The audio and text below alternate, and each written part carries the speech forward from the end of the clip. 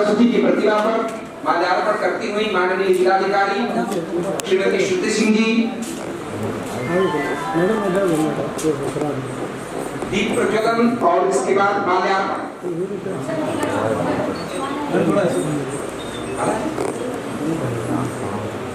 माल्यार्पण करती हुई श्रीमती श्रुति सिंह जी माननीय जिलाधिकारी, यह हमारे लिए बहुत हर्ष का विषय है कि हम अपने महाविद्यालय में जो भी इस तरह की अकादमिक गतिविधि आमंत्रित करने जाते हैं तो उनका स्नेह हमें हमेशा प्राप्त होता रहता है। वह जब भी हम उनसे अनुरोध करते हैं उनका स्नेह हमें प्राप्त हो जाता है और उनके आने की सुनिश्चितता हमारे बीच में हो जाए। गतिविधियों के लिए बहुत इस बात की पूरी छूट दी कि मैं विषय को अपने तरीके से नियोजित करूं, तो इस संगोष्ठी में जो 4 तकनीकी सत्र होंगे उस तकनीकी सत्र के पहले में हमने साहित्य को ही केंद्र में रखा है, दूसरे में संस्कृति, तीसरे में इतिहास और राजनीति और चौथे में अन्य विषयों पर हम केंद्रित करने जा रहे हैं। तो इस तरह से 2 दिनों में 4 तकनीकी सत्रों में एक उद्घाटन सत्र और एक समापन सत्र भी इस संगोष्ठी में प्रायोजित है, प्रस्तावित है। मां सरस्वती की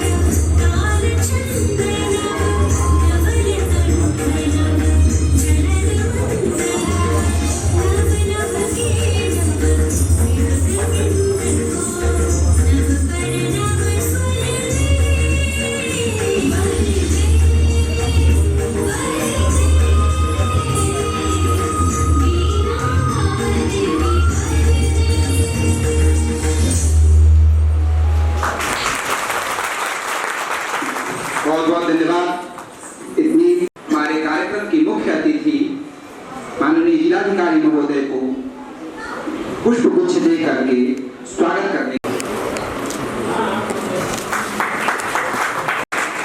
मैं अपने विभाग के साथ ही मैं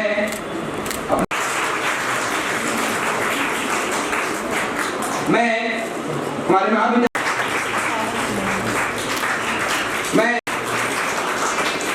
हमारे महाविद्यालय में मैं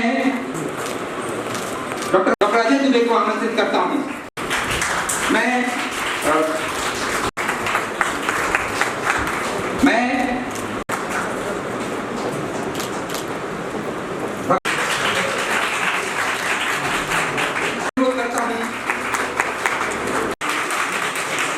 डॉक्टर अमित कुमार से अनुरोध करता हूं कि वह कर्म क्षेत्र महाविद्यालय के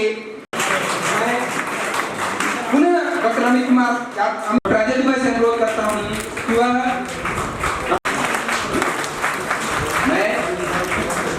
पुनः डॉक्टर अजय दुबे से मान्य अतिथियों का डॉक्टर प्रेम प्रकाश राजपूत भी हमारे बीच में पधारे हैं। मैं डॉक्टर अमित कुमार से अनुरोध करता हूँ, मैं डॉक्टर अंतम से अनुरोध करता हूँ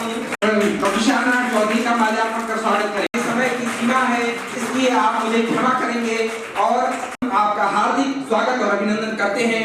मीडिया से पधारे हुए तमाम बंधु, हमारे सामने बैठे हुए सभी साथी जो अतिथि विद्वान लोग आए हैं, मैं उन सभी लोगों का अपने हृदय से बहुत बहुत स्वागत, बहुत बहुत अभिनंदन करता हूं।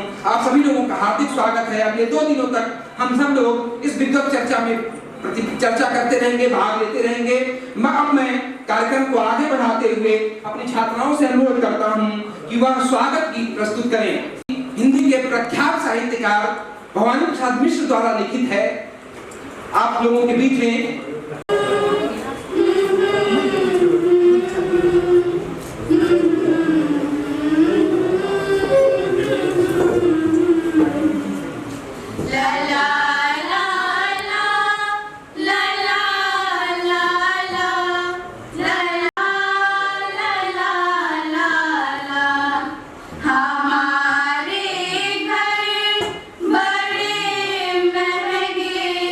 कोई मैं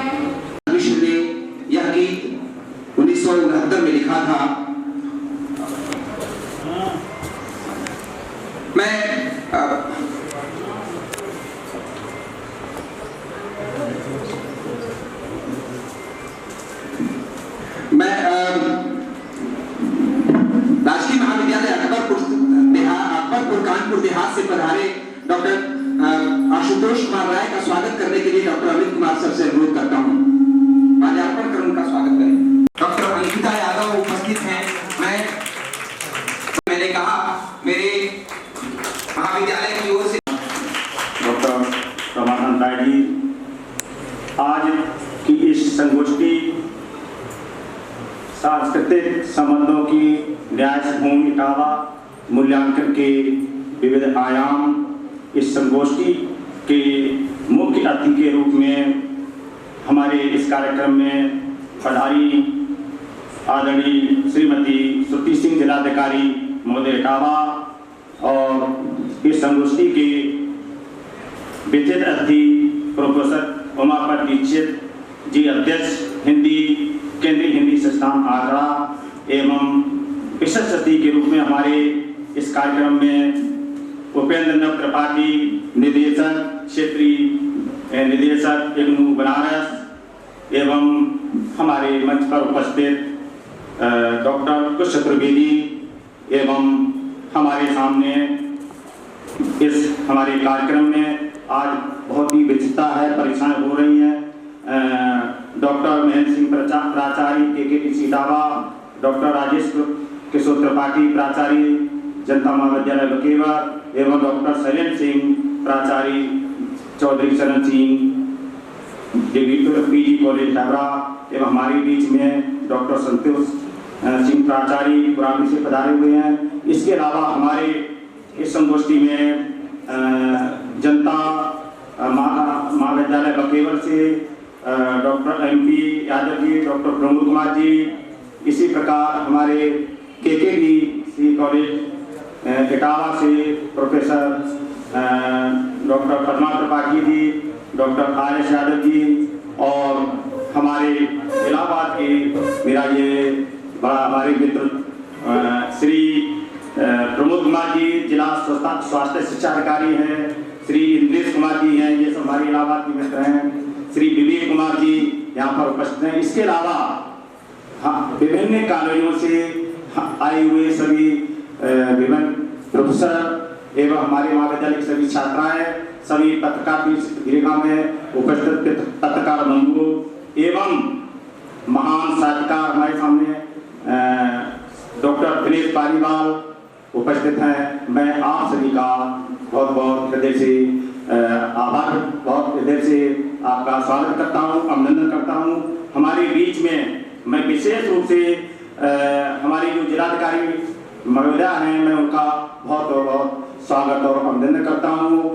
इससे पहले जिलाधिकारी महोदय हमारे इस महाविद्यालय में 1 नवंबर 2021 को बड़ा चुनाव संबंधी प्रोग्राम था, उसमें भी मैं हमारे महाविद्यालय में आई और चूँकि ये महिला कॉलेज है तो इसलिए मैं समझता हूँ जिलाधिकारी महोदय हमारे महाविद्यालय की छात्राओं को हमेशा प्रेरणा देने के लिए हमारी सभी कार्यक्रमों में उपस्थित होती हैं। मैं आपका बहुत बहुत आभार और आपका अभिनंदन व्यक्त करता हूँ। उसी प्रकार से हमारे विशिष्ट अतिथिगण हैं, वो आगरा से चक्कर के आज आए हुए हैं। आप बहुत बड़े हिंदी के प्रोफेसर हैं और जो आगरा का केंद्रीय हिंदी संस्थान है उसके आप अध्यक्ष हैं। चूँकि मुझे बहुत समय दिया गया है और भी हमारे सामने रखता है, मैं 7-8 मिनट में अपनी बात समाप्त करना चाहूँगा। मुझे बहुत ही हर्ष की अनुभूति हो रही है।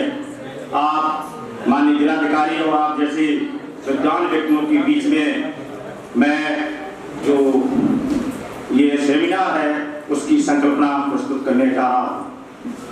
हमारे बहुत से विद्वान मित्रों ने ये कहा कि सेमिनार का टॉपिक कुछ टेढ़ा रख दिया, तो हमने काम सीधा कर दें।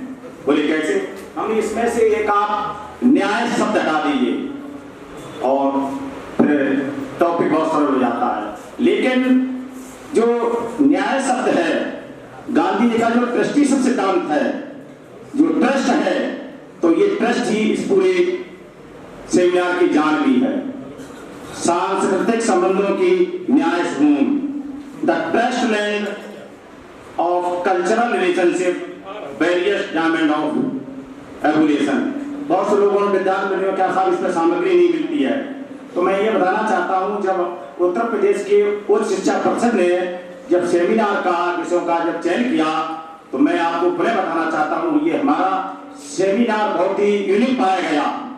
और इस सेमिनार की जो संकल्पना है और जो इन्होंने बहुत मेहनत से हमको 22-20 को सेमिनार के बारे में जानकारी की हुई, और ये 8-10 दिनों में डॉक्टर रमाकांत राय ने इस पूरे सेमिनार की अकेले हमारे महाविद्यालय के सदस्यों देर रात रह करके मैं ये तैयारी की है। मैं ये डॉक्टर रमाकांत मैं बीच में कहना चाहता हूं कि ये बहुत बहुत धन्यवाद के पात्र हैं। और ये परीक्षा का समय चल रहा है। आज ये हमारे 2-3 प्राचार्य महोदय वो परीक्षा देकर के परीक्षा की व्यवस्था करके ही आए हैं। और ये हमारा सेमिनार है, आपने एक बहुत अच्छी निज भाषा ज्ञान के मिटे नहीं के सूल। जब तक हम अपनी भाषा अपनी क्षेत्रीय जो मीट, एक बार चौधरी चरण सिंह ने कहा था कि आपके जीवन में सबसे अनमोल चीज क्या है, तो उन्होंने कहा था जब वर्षा की ऋतु से जब माटी की बूंद से जो सोनी सोनी जो सुगंध आती है वो मेरे जीवन की सबसे अनमोल चीज है। तो मैं ये बताना चाहता हूँ, ये हमारा सेमिनार ये हमारी माटी से आने वाली ये जो सोनी सोनी जो खुशबू है उसका ये हमारा सेमिनार है। ये हमारा सेमिनार है इटावा के इतिहास का, इष्टकापुरी से लेकर के आज ये हमारी इटावा नगरी में कैसे परिवर्तित हुई। ये सेमिनार है स्वतंत्रता संग्राम के समय इटावा किस प्रकार से स्वतंत्रता संग्राम का केंद्र रहा है। ये सेमिनार है इसी जब हमारा 1857 में प्रथम स्वतंत्रता संग्राम हुआ था, तो जिस प्रकार आज माननीय श्रुति सिंह जिलाधिकारी की कुर्सी पर विराजमान है, उस समय 1897 में यहाँ पर ए.ओ. ह्यूम इटावा के जिलाधिकारी थे। 1955 से उसके बाद वो पुनः 1962 में जिलाधिकारी रहे, 1862 में जिलाधिकारी नियुक्त हुए।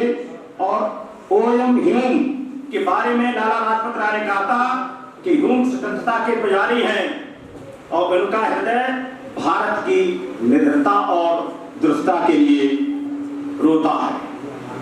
ये ह्यूम की भारत के प्रति सोच थी और उसी सोच के तहत ए.ओ. ह्यूम ने 1895 में भारतीय राष्ट्रीय कांग्रेस की स्थापना सत्यपाल के रूप में की थी।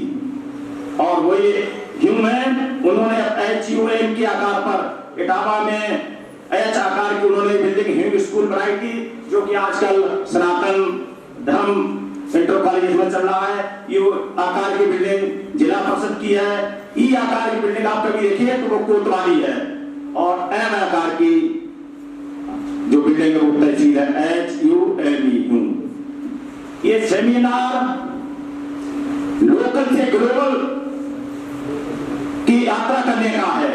ये सेमिनार लोकल को पहचान करके उसको ग्लोबल से इंटीग्रेट करने का है। और यही हमारे सेमिनार का उद्देश्य है कि हम स्थानीय जो चीजें हैं उनको पहचाने और उस स्थानीयता को ग्लोबलाइजेशन के रूप में कैसे कन्वर्ट करें। ये हमारा मेन जो थीम है हमारी यही।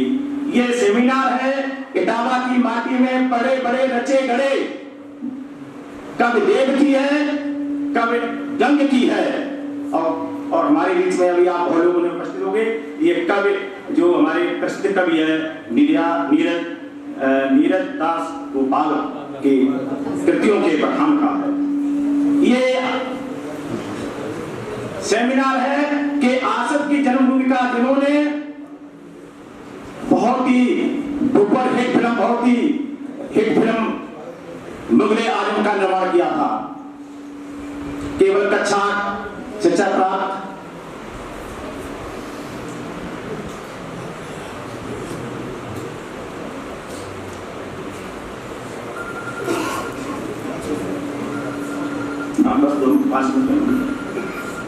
मुगले आजम की जो पिक्चर आई थी तो उसको बनाने में 14 साल लगी थी। उस समय 1952 में ये पिक्चर बनके आई थी, तब ये पिक्चर की लागत 7-8 लाख आती थी। उन्होंने 1.5 करोड़ में ये लागत बनाई थी। तो ऐसे मुगले आजम पिक्चर के निर्माता निर्देशक की ये जन्मभूमि रही है। ये सेमिनार है पचदंडा की अनंत महिमा बखान करने का। मैंने पचदंडा के संदर्भ में मैंने इसमें अपना पत्र भी मैं प्रस्तुत कर रहा हूँ। विश्व में पचदंडा ये एक ऐसा स्थान है जहाँ पर 5 नदियाँ का संगम है।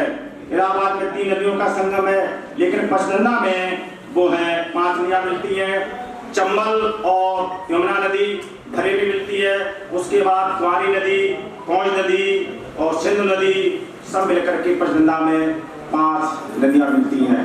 यदि पचदंडा का अगर वहां पर एक बांध बना दिया जाए तो मैं समझता हूँ ये पचदंडा विश्व का सबसे बड़ा एक तीर्थ स्थल होगा और एक पर्यटक स्थल के रूप में विकसित होगा। ये सेमिनार है चंबल की घाटी की विविधता को संरक्षण करने का। ये सेमिनार है चंबल की घाटी को स्थापित करने का है। आपने देखा होगा चंबल घाटी के किनारे हमारा जो इटावा सफारी 2012 से 2017 तक स्थापित किया गया है। इनमें अनेक सफारी स्थापित की गई है और ये मुझे ये जानकर के बहुत खुशी हो रही है कि हमारे अनेक जो आगरा में ताजमहल देखने वाले टूरिस्ट आते हैं, ये हम उनको 10% भी अगर हम इटावा सफारी की तरफ मोड़ पाए तो हमारे जिले के लिए ये बहुत बड़ा कदम होगा कि टूरिस्ट क्षेत्र में रोजगार के अनेक अवसर मिलते हैं। ये सेमिनार है प्रेम शंकर न्यायमूर्ति प्रेम शंकर गुप्ता का, जिन्होंने इटावा हिंदी सेवा निधि की स्थापना करके प्रतिवर्ष हिंदी का बहुत भव्य आयोजन होता है। और ये सेमिनार है इटावा की निवास का जो 2010 से लगातार निवास बन रही है। और ये सेमिनार का विषय आयुर्वेद उत्तर प्रदेश ग्रामीण आयुर्विज्ञान संस्थान सैफई का ये गरीबों का ये बहुत बड़ा वो कहा जाता है। और ये सेमिनार है हमारे इस कॉलेज का, क्योंकि हमारा कॉलेज भी इस सेमिनार को आयोजित कर रहा है। और ये हमारी कॉलेज की स्थापना 1988 में स्थापित हुई। इससे पहले हम लगातार सेमिनार करते आ रहे हैं। ये हमारे कॉलेज का 10 और 11वां सेमिनार है। इसी साल हमने जो सेमिनार किया था dimension of new education policy 2020 a global approach, तो मैं आप सभी लोगों को बताते हुए बहुत ही हर्ष की अनुभूति हो रही है कि हमने उस सेमिनार को बिल्कुल अंतिम परिणति तक पहुंचाया है। और उसके जो लेख हैं वो हमने IBNO के साथ प्रकाशित की है। और ये हमारे साथ डॉक्टर जयदेवी ने ये सेमिनार किया था। और उसी विविधता के साथ, उसी आशा के साथ मैं ये सेमिनार मैं आपको ये प्रस्तुत करने जा रहा हूँ। इसमें बहुत चीजें रह गई हैं। हमारे इटावा जिले की जनसांख्यिकी और समाजशास्त्री विशेषण क्या रखा जाए, हमारे जिले का आर्थिक विकास क्या है, मतलब सो मैनी टाइम हमारे विशेषण हो सकते हैं। जैसे हर अनंत हर कथा अनंता, तो मैं अपनी बात एक लाइनों के साथ मैं 2 लाइनें कहकर के मैं समाप्त करना चाहता हूँ। वो गाना है पूर्व और पश्चिम का। इतनी ममता नदियों को भी नहीं जहाँ माता कह के बुलाते हैं, इतना आदर इंसान तो क्या पत्थर भी पूजे जाते हैं। इस धरती पे मैंने जन्म लिया यह सोच के मैं इतराता हूँ, भारत का रहने वाला हूँ, भारत की बात सुनाता हूँ। है प्रीत जहाँ की प्रीत सदा, मैं गीत कहाँ के गाता हूँ, मैं एटा का रहने वाला इटावा की बात सुनाता हूँ, है प्रीत जहाँ की। इसी साथ में अंत मेरा निवेदन है कि यहाँ जिलाधिकारी महोदय उपस्थित हैं। मैं उनसे बहुत ही निवेदन करूंगा कि मैं आपके जिलाधिकारी पद पर होते हुए पचदंडा का एक बांध बन जाए तो ये इटावा जिले के लिए बहुत ही अच्छी बात रहेगी। जय हिंद, जय भारत। प्राचार्य महोदय, आपने यहाँ पधारे हुए समस्त आगंतुक विद्वानों अतिथियों का इस तरह से हृदय से स्वागत किया, मैं इसके लिए महाविद्यालय परिवार की ओर से बहुत हार्दिक धन्यवाद ज्ञापित करता हूं। मैं ये बताना चाहता हूं कि जो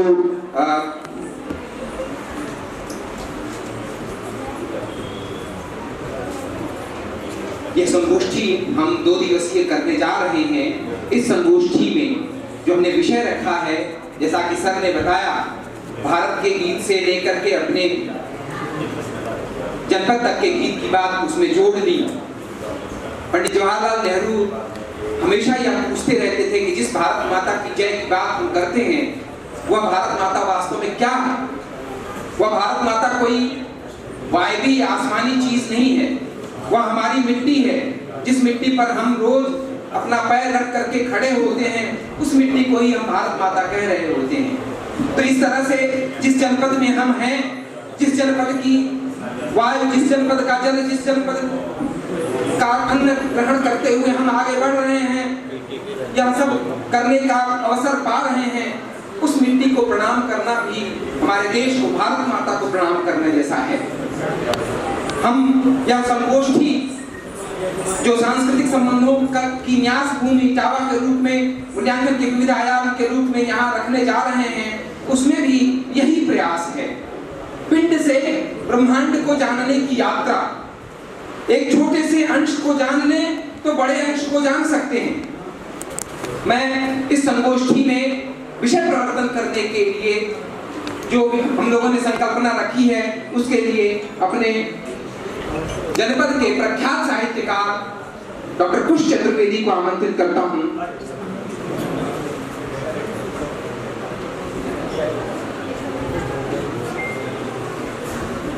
मैं डॉक्टर कुश चतुर्वेदी को आमंत्रित करता हूं कि वह आए और विषय प्रवर्तन करें। डॉक्टर कुश चतुर्वेदी। मंच संयोजन और उपस्थित सभी मनीषीगण, मैं जानता हूँ कि कालचक्र इतनी तेजी के साथ घूम रहा है, बहुत समय हो गया और आदरणीय जिलाधिकारी महोदया का इतना समय हम उनके महत्व को समझते हैं। इटावा हमारे अध्ययन का नहीं, आराधना का विषय भी रहा है। पिछले 3 दशक में हमने केवल एक ही काम किया है कि इटावा को ढूंढने में, इटावा को खोजने में, इटावा के वैशिष्ट्य को तलाशने में अपनी क्षमता और ऊर्जा का प्रयोग किया है। इटावा जितनी बातें प्राचार्य जी कर रहे हैं, मैं कोशिश करूंगा कि उनको स्पर्श न करूं, लेकिन इटावा वास्तव में इष्ट की साधना का केंद्र था। इसे लोग इष्टिकापुरी कहते थे। यहाँ एक पूर्विया टोला है जिसमें एक मोहल्ला है पजावा। कहा जाता है कि पजावा का अर्थ है ईंट का भट्टा। इटावा में यद्यपि वेदियों के लिए क्योंकि ईंटों का निर्माण होता था, ईंट का अबा होने के कारण इसे ईंट अबा से ये धीरे धीरे इटावा हुआ है। इसका पौराणिक महत्व भी है। महाभारत काल में बकासुर का वध यहाँ हुआ। त्रिपाठी जी से जहाँ प्राचार्य हैं बकीवर में, यहाँ पर पांडवों का एक अज्ञातवास भी हुआ। एक चक्र नगरी थी, जिसे आज चक्र नगर कहते हैं। यहाँ देवासुर संग्राम में काली का आवाहन हुआ, जिसे बहुत लोग लिखते हैं काली की वहां गिरी। वो काली की वहां या काली का आवाहन वाला एक सिद्धपीठ काली वहां मंदिर है। इटावा कई मामले में बोलियों का वास्तव में जंक्शन है। यहाँ का एक मोहल्ला ऐसा है जो पिछले 800 साल से अपनी बोली को सुरक्षित रखे हुए हैं। वहाँ आज भी घरों में बोली अवधी बोली जाती है। ये अवधी, बुंदेली, इसका अद्भुत संगम है। इटावा को जानने के लिए हम सबको वास्तव में एक बड़े बौद्धिक प्राणायाम की जरूरत है। यहाँ पर 1857 के स्वतंत्रता संग्राम की बात ये कर रहे थे प्राचार्य जी। उस समय एलन एक्टोवन ह्यूम ने 1857 के स्वतंत्रता संग्राम को निर्दलता के साथ कुचलने का काम किया था। और एक स्थिति वो आई कि राजा निरंजन सिंह जुदेव, जो भरे राजद के थे चक्कर नगर के, उनके प्रहार के कारण इटावा के जिलाधिकारी को गोलका पहन के भागना पड़ा था। लेकिन इटावा वह भूमि है जो हृदय का परिवर्तन कराती है। 1861 में आते आते जब दोबारा राजा लक्ष्मण सिंह इटावा के अपर जिला मजिस्ट्रेट हुए और एलन एक्टोवन यहाँ के कलेक्टर हुए, तो उन्होंने इटावा में पहला विद्यालय जहाँ पर ABC की पढ़ाई गई, वह ह्यूम्स स्कूल की स्थापना की। ह्यूम्स ने जो 4-5 नाम के आकार की बिल्डिंग है, वो दरअसल राजा लक्ष्मण सिंह की बनाई गई थी। जब जिस जमाने में अंग्रेजों की पुलिस का एक सिपाही किसी के दरवाजे से निकल जाए तो दरवाजा बंद हो जाता था, उस युग में एलन ह्यूम इटावा का कलेक्टर, जो आज की स्थिति में भी कोई कलेक्टर सामान्य रूप से किसी अध्यापक के घर नहीं जाता, संस्कृत के अध्यापकों के घर गया और उसने कहा कि हम चाहते हैं कि आप ह्यूम्स स्कूल में आके संस्कृत पढ़ाएं। कई लोगों ने मना किया तो उन्होंने कहा हम आपको वेतन नहीं दे सकते, ना हम आपको कोई किसी प्रकार का पारितोषिक दे रहे हैं, आप इटावा के बच्चों के एक स्थान पर ज्यादा पढ़ा सकें इसलिए आ जाएं। और राजा लक्ष्मण सिंह लिखते हैं कि गुरु पूर्णिमा के दिन 1 साल की वेतन के बराबर की मुद्राएं पीले कपड़े में बांधकर राजा लक्ष्मण सिंह ने घुटने के बल बैठ कर अध्यापकों को प्रदान की। ऐसे इटावा में एक बड़ा शैक्षिक क्रांति। ये वह स्थान है जहां कभी बंकिम बाबू ने अपनी बीमारी के दिनों में इटावा का पानी बताया गया। इटावा का पानी एक औषधि था। जब आनंद मठ लिख रहे थे, आदरणीय मुलायम सिंह यादव जी कई बार हमसे कहते हुए कि उस आनंद मठ की भूमिका कहीं हिंदी में ले आओ, कहीं उन्होंने कहीं पढ़ा होगा, कभी गए होंगे कलकत्ता, तो उन्होंने पाया कि इटावा में उन्होंने आनंद मठ लिखने से पहले अपनी बीमारी के दिन काटे थे। लेकिन वह उनका भी यहाँ पर एक विद्यापीठ थी, सरस्वती विद्यापीठ, यहाँ कश्मीरी लोग यहाँ पढ़ने आते थे और ये अध्ययन का केंद्र था। 1932 में हिंदुस्तान का पहला Etawah educational survey of Etawah छपा, जो किसी भी जिले की एजुकेशनल सर्वे में सर्वाधिक महत्वपूर्ण था। और उसे लिखने वाले बाद में पद्म भूषण हुए ऋषि नारायण चतुर्वेदी थे। ये 1932 में छपा। इटावा अनेक विशेषताओं से परिपूर्ण है। यहाँ पर जब आजादी के बाद पंचवर्षीय योजना बनी तो पंचवर्षीय योजनाओं की प्रयोगशाला इटावा था और पहला पायलट प्लान महिमा में बना। यहाँ उद्योग और व्यापार की दृष्टि से भी इटावा बहुत महत्वपूर्ण रहा।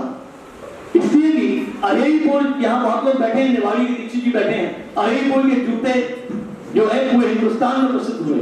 इटावा का घी का कारोबार बड़ा प्रसिद्ध था। आजादी के आंदोलन में, भारत में ही नहीं दुनिया के किसी भी आजादी के आंदोलन में अगर कविता के लिए जेल जाने वाला कोई पहला कवि था तो वह छैल बिहारी दीक्षित कंटक थे, जो बाद में कानपुर के मेयर बने, वो इटावा के थे। पहली बार जेल जाना हुआ।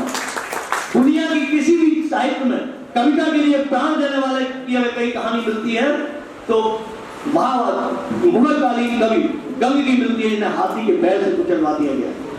ये किंवदंती है कि हम गंग में काम कर रहे थे तो हमने लिखा है कि प्रमाणित नहीं है कि गंग का लिखा हुआ है, किसी बात के उत्तरवर्ती कवि का है। लेकिन किसी कवि ने उनसे पूछा कि अब आपको हाथी कुचलने आ रहा है, कोई न्यायालय नहीं था, यहाँ कोई अपील होती है, तो गंग ने कल्पना की और कल्पना की उन्होंने कहा सब देवन को दरबार जुड़ो ता पिंगल छंद सुनाए के गायो काबू ते अर्थ कहो न गयो तुम नारद एक प्रसंग चलायो मत लोक में है न एक मुनि कवि गंग को नाम सभा में सुनायो चाह वही परमेश्वर की तब गंग को ले गए पठायो। ये कल्पना थी, ये इटावा का सेवक था। वीरकालीन कवि देव। हिंदी साहित्य में मैं साहित्य का विद्यार्थी हूँ, पिछले 30-35 साल से साहित्य के आनंद में बुहारी कर रहा हूँ, इसलिए मैं जानता हूँ कि हिंदी में अगर प्रयाग और काशी के बाद सर्वाधिक अगर कोई साहित्य मनीषी किसी जनपद में दिए हैं तो हम गौरव के साथ कह सकते हैं कि इटावा ने दिए। आप सोचिए अगर रीतिकाल हिंदी का स्वयुग है, रीतिकाल से अगर देव हटा दिए जाए तो रीतिकाल विपन्न हो जाएगा कि देव की जन्मभूमि इटावा है। आधुनिक हिंदी गद्य लेखन में अगर पुराने 4 पुस्तक खंडों की चर्चा करेंगे तो बाबू गुलाब राय की चर्चा करेंगे। बाबू गुलाब राय आदरणीय दीक्षित जी आगरा से आए हैं, आगरा उनकी कर्मस्थली रहा, लेकिन उन्होंने जन्म देने का गौरव हमारी भूमि को प्राप्त। अगर हिंदी एकांकी परंपरा में, हिंदी नाट्य परंपरा में अगर उदय शंकर भट्ट को माइनस कर दिया जाए तो एकांकी साहित्य विपन्न हो जाएगा। उदय शंकर भट्ट भी इटावा में पैदा हुए।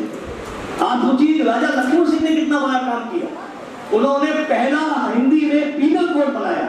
जब इटावा से गए तो आईपीसी का पहला हिंदी अनुवाद राजा लक्ष्मण सिंह ने 1863 में तब किया जब वो बुलंदशहर के उप जिलाधिकारी थे, वहां जब एसडीएम थे, तो यहाँ से उन्होंने शुरुआत की। एक नहीं अनेक रघुवंश का पहला अनुवाद जो है इटावा में छपा। हमने उसकी कॉपी निकलवाने की कोशिश की, एक छायाप्रति हमें मिल गई जिस समय हम राजा लक्ष्मण सिंह पर काम कर रहे थे। और आदरणीय डॉक्टर विष्णुमान शास्त्री जो हमारी एक पुस्तक पर भूमिका लिख रहे थे तो उन्होंने कई बार हमसे कहा कि ये बड़ी महत्वपूर्ण बात है और पता नहीं हिंदी के लोग इस बात को क्यों नहीं जान पाए। राजा लक्ष्मण सिंह के बारे में बहुत लोगों ने काम किया। राजा लक्ष्मण सिंह को केवल सतही तौर पर लोग 50 सितारे हिंदी के साथ जोड़ते रहे, लेकिन इटावा में नहीं, हिंदी में पहली बार काम करने का गौरव हमें मिला। वह राजा लक्ष्मण सिंह पर केंद्रित था, जिसकी भूमिका तत्कालीन राज्यपाल आदरणीय विश्वनाथ शास्त्री जी ने की। अगर आप आधुनिक हिंदी साहित्य में कविता को देख लें तो इटावा में आज हम कह सकते हैं कि उर्दू शायरी के सबसे बड़े हस्ताक्षर पशी भद्र साहब हैं, उनकी अध्ययन स्थली इटावा है। गोपालदास नीरज हिंदी गीत परंपरा के ऋषि पुरुष। अगर राजेश टंडन और महावीर प्रसाद द्विवेदी के बाद हिंदी में सर्वाधिक काम किसी व्यक्ति ने किया तो पद्म भूषण श्री नारायण चतुर्वेदी ने किया। वे 20 साल से अधिक द्विवेदी जी के बाद सबसे बड़ा कालखंड सरस्वती के संपादन का उनका रहा है। एक नहीं, ऐसे अनेक नाम हैं, अनेक बातें हैं हिंदी में आज जो लोग काम कर रहे हैं, उनमें बहुत लोग ऐसे हैं जिन्होंने इटावा की गरिमा को बहुत बढ़ाया है। इटावा सांस्कृतिक दृष्टि से समन्वय की भूमि है। यह हिंदी उर्दू दोनों के समन्वय के साथ चली। यह सामाजिक संबंधों के समन्वय की भूमि है। इससे अधिक सामाजिक सौहार्द का कोई दूसरा उदाहरण अगर आपको दुनिया में मिल जाए, लखना के कालिका देवी मंदिर में, जहां अंदर आज भी एक दलित पुजारी होने की परंपरा है। इस देश में तमाम लोगों ने तमाम बातें की, लेकिन ये इटावा का इतिहास है कि आज लगभग 200 वर्ष से लखना के कालिका देवी मंदिर का पुजारी दलित होता है। अगर यहाँ केवल के लोग बैठे हैं, वे सब इस बात की पुष्टि करेंगे। ये परंपरा हमारी परंपरा थी। इटावा सौहार्द की भूमि है, इटावा समन्वय की भूमि है, इटावा समरसता की भूमि है। हम जिले में आके आकार में भले ही कुछ छोटे हो गए हों, भले ही हमारा एक जिले का एक आकार 4 तहसीलें में, एक तहसील में 4 तहसीलें बन गई हों, लेकिन इटावा का अपना वैशिष्ट रहा है। आजादी के आंदोलन में यहाँ के एक कवि आदरणीय बल्लभ जी का स्मरण किया जाना चाहिए।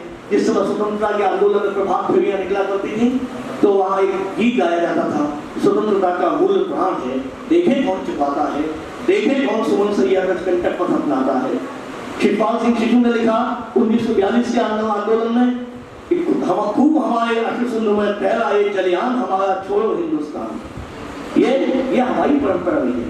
ये हमने निश्चित रूप से व्यवस्था के साथ इटावा पुरस्कार की भूमि भी रही है और पुरस्कार की भूमि रही है।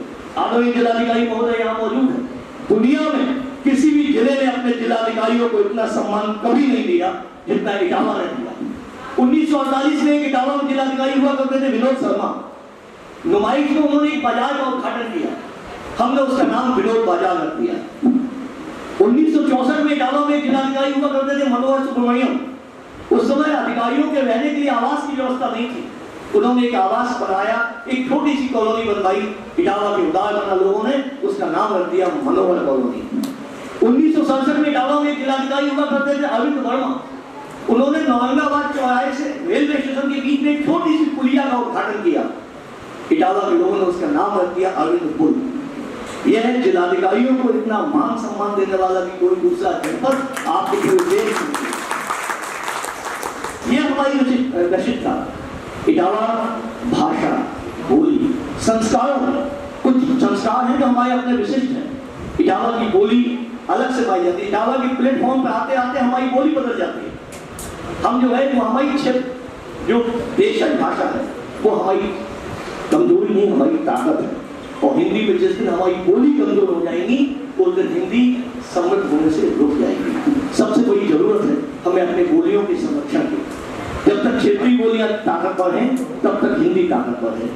बहुत सी बातें हैं, इटावा के देवालय, इटावा के विद्यालय, इटावा की शैक्षिक परिवेश, यहाँ के राजनीतिक क्षितिज। यहाँ श्रीमन्ना अग्रवाल इटावा में पढ़ के गुजरात के राज्यपाल बनते हैं। यही इटावा है जहाँ एक नहीं 2 मुख्यमंत्री देती है। इटावा केंद्रीय मंत्री मंत्री प्रदान करती है। इटावा ने न जाने कितने लोगों को जन्म दिया, कितने लोगों से काम कराया। इतिहास इस बात का साक्षी है। आज भी हम सब इटावा के बहुत सी चीजों, लाइन सफाई की चर्चा की इन्होंने, पीजीआई की चर्चा की। इस शहर को वास्तव में हम भी प्रार्थना करते हैं कि इस नगर में विश्वविद्यालय की बड़ी आवश्यकता है। हो सकता है कि यहाँ इतने लोग विश्वविद्यालय के बैठे हैं, शायद कोई चीज ऐसी निकल आए कि इटावा विश्वविद्यालय भी बने। इटावा में वास्तव में बहुत संभावनाओं वाला जनपद है। हमारी नुमाइश हमारी सांस्कृतिक चेतना की अग्रदूत है। आप सोचिए ऐसा कोई लोक उत्सव कहीं होता होगा जहाँ एक महीने में हर वर्ग के एक आदमी के लिए एक दिन है मंच का। हम विकलांगों के लिए एक दिन देते हैं, हम वरिष्ठ नागरिकों के लिए एक दिन देते हैं, हम पेंशनरों के लिए एक दिन देते हैं, हम कलाकारों के लिए एक दिन देते हैं। बहुत सी बातें हैं। मुझे अनुमान है आगामी जिलाधिकारी महोदय की व्यस्तता का, मुझे विषय प्रवर्तन के लिए कहा गया। मैं चाहता हूं कि आने वाले समय में इस भावभूमि पर मुझसे अच्छा विषय प्रवर्तन आदरणीय श्यामपाल सिंह ने कर दिया। मेरे लिए मैंने उन विषयों को छूने का स्पष्ट का प्रयास नहीं किया। आपने मुझे अवसर दिया, इसके लिए बहुत बहुत धन्यवाद। डॉक्टर कुशल द्विवेदी सर, आपने इटावा की संभावनाओं को, इटावा के ऐतिहासिक सांस्कृतिक इतिहास को जिस तरह से सबके सामने रखा, मुझे विश्वास है कि सभी लोगों को ये बात जरूर समझ में आई होगी कि जिस जमीन पर, जिस धराधाम पर हम हैं, वह धराधाम कितने गौरव को समेटे हुए है, कितने सारे हाथियों की भूमि रही है। तो ऐसी जमीन पर जो हम 2 दिवसीय यह राष्ट्रीय संगोष्ठी करने जा रहे हैं, आने वाले सत्रों में इसके भिन्न भिन्न पक्षों पर, साहित्य पर, संस्कृति पर, राजनीतिक और भौगोलिक क्षेत्रों पर, इसकी जैविक विविधता वाले क्षेत्र पर, इसके शैक्षिक, चिकित्सा या अन्य भिन्न भिन्न विषय हैं, उन सभी विषयों पर आप सब लोगों के व्याख्यान होंगे, आप सब लोगों के शोध पत्र होंगे। मैडम ने हमसे कहा कि उनके पास समय का थोड़ा अभाव है। मैं अपने सामने, हमारे सामने जो ये रखा हुआ सवेलियत, हम लोगों ने जो बाहर से दूसरे विद्वानों ने शोध पत्र भेजे हैं, उनका शोध सारांश एक जगह एकत्रित करने का प्रयास किया है। डॉक्टर डॉली रानी मैडम दिन रात मेहनत करके उसे संयोजित कर सकी हैं। बहुत कम समय में हमने यह पूरा कर लिया है। मैं अपने विशिष्ट अतिथि, मुख्य अतिथि प्राचार्य महोदय से अनुरोध करता हूं कि इस सवेलियर का, इस एब्स्ट्रैक्ट के संकलन का सबके सामने विमोचन करने का कष्ट करें।